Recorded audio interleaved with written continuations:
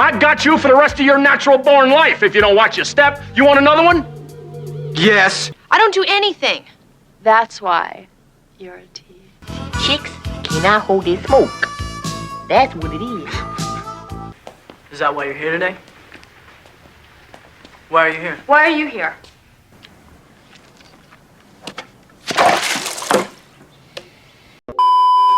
One Saturday, one library. 5 teenagers who weren't supposed to talk to each other. It became the defining movie of a generation.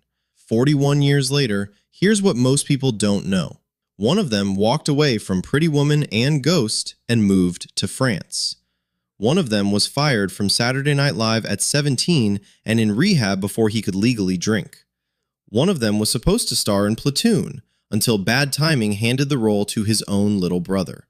One of them danced with the American Ballet Theater before Hollywood ever saw her face. One of them has never been married. And the principal everyone loved to hate? Dead 3 weeks after a diagnosis, but he'd been carrying the disease for 50 years. Let's see what really happened. Why is that door closed? How are we supposed to know? We're not supposed to move, right? Molly Ringwald as Claire Standish. Molly Ringwald was born February 18, 1968 in Roseville, California. She was 16 when she became Claire, and Hughes literally taped her face to the wall above his typewriter while he wrote the script. But here's where things get complicated. She turned down Pretty Woman. She turned down Ghost. And she was right to.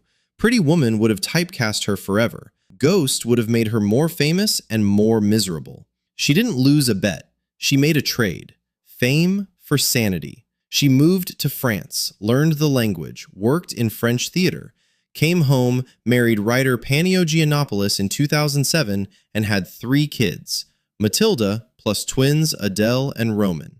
She played Archie's mom on all 7 seasons of Riverdale, and in 2018, she wrote a now famous New Yorker essay revisiting her own Hughes films through a #MeToo lens. Today, in 2026, Molly is 58 with an estimated net worth of $11 million. The princess was supposed to have everything. Molly was handed everything, and walked away from most of it to protect something smaller. The princess gave up the kingdom. I'm so popular. Everybody loves me so much at this school. Poor baby. Judd Nelson as John Bender. Judd Asher Nelson was born November 28, 1959 in Portland, Maine, to a corporate lawyer father and a state legislator mother. Prep school, Haverford College, every private privilege imaginable. He was 25 when he became Bender. That raised fist at the end? That single freeze frame became the defining image of 1980s teen cinema. But here's the part the magazines never printed. Judd stayed in character between takes, needling Molly, mouthing off to Hughes. Hughes nearly fired him. Paul Gleason reportedly had to pull him aside and tell him to cool it. His intensity made Bender unforgettable. It also made him exhausting. The industry remembered. After St. Elmo's fire, the hits stopped. Here's the part nobody talks about.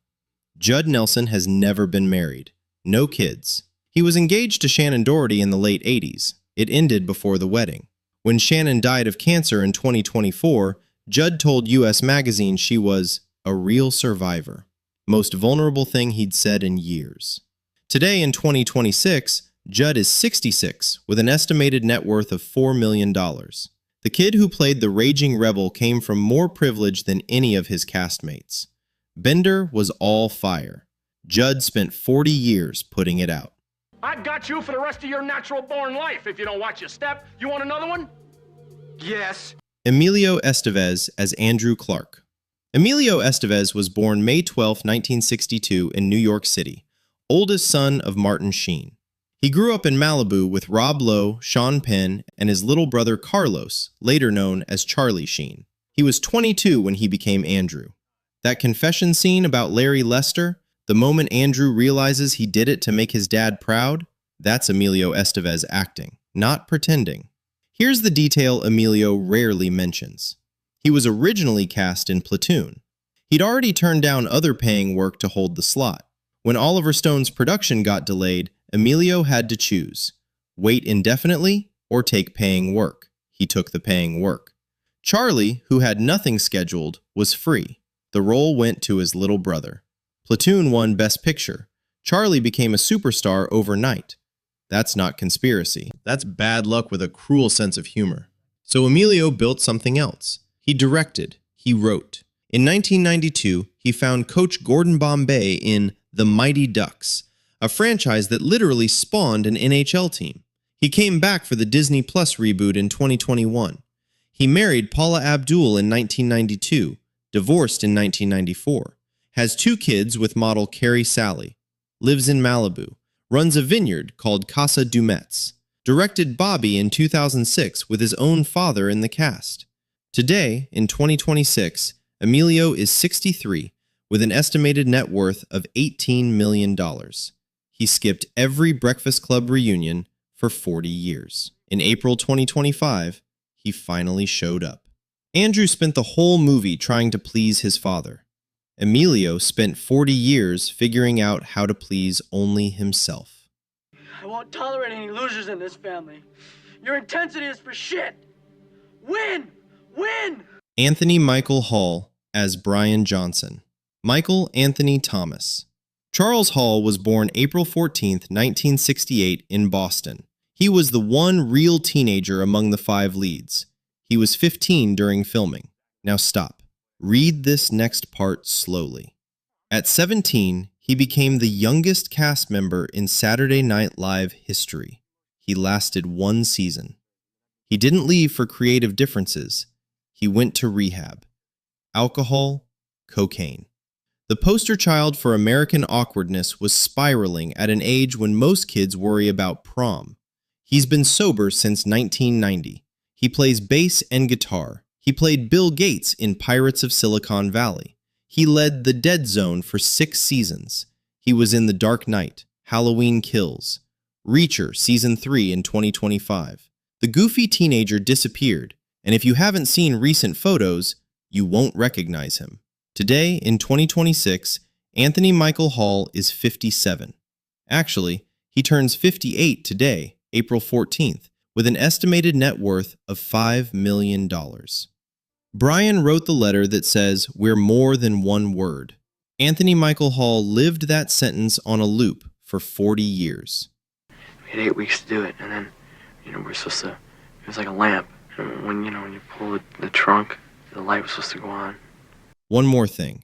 That song over the final freeze frame? Don't You Forget About Me by Simple Minds. They hated it. Thought it was beneath them. Their manager begged. They recorded it in 1 take and walked out. It became their only #1 hit in America. The movie about 5 people who didn't think they belonged, scored by a band that didn't think the song belonged to them. Both were wrong. That song belongs to that fist in the air forever.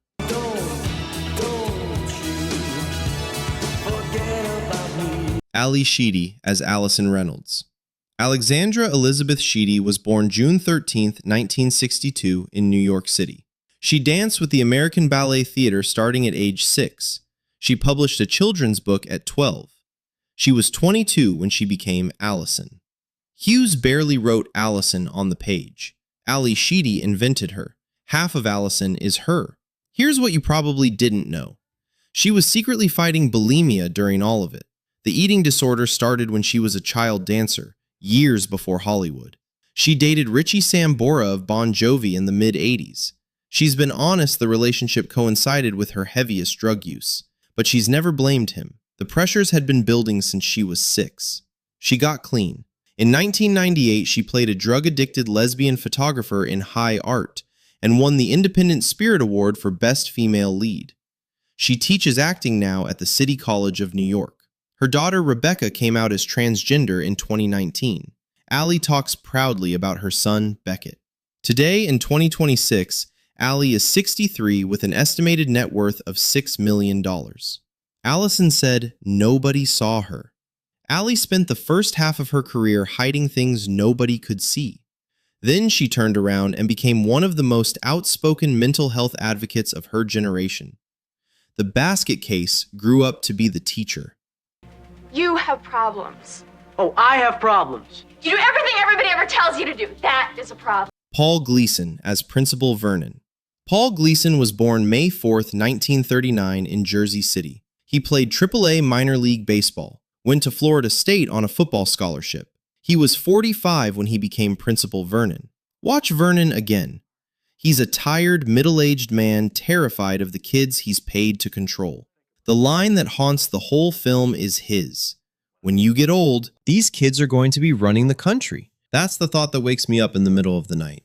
9 pages of screen time, an unforgettable performance. And here's the part that still hurts. Paul Gleason died on May 27, 2006 at 67. Cause, mesothelioma. Dead 3 weeks after diagnosis. 3 weeks. But here's what the obituaries don't tell you. He'd had symptoms for months and thought it was nothing. He'd been carrying the asbestos in his body since he was a teenager, working construction alongside his father. 50 years. It didn't kill him fast. It killed him slow, then finished the job in a hurry. The angriest man in the library turned out to be the kindest man on set. Ask anyone who worked with him. They all say the same thing. Give you the answer to that question, Mr. Bender, next Saturday. Don't mess with the bull, young man. You'll get the horns. John Capellos as Carl and John Hughes, the man who made it.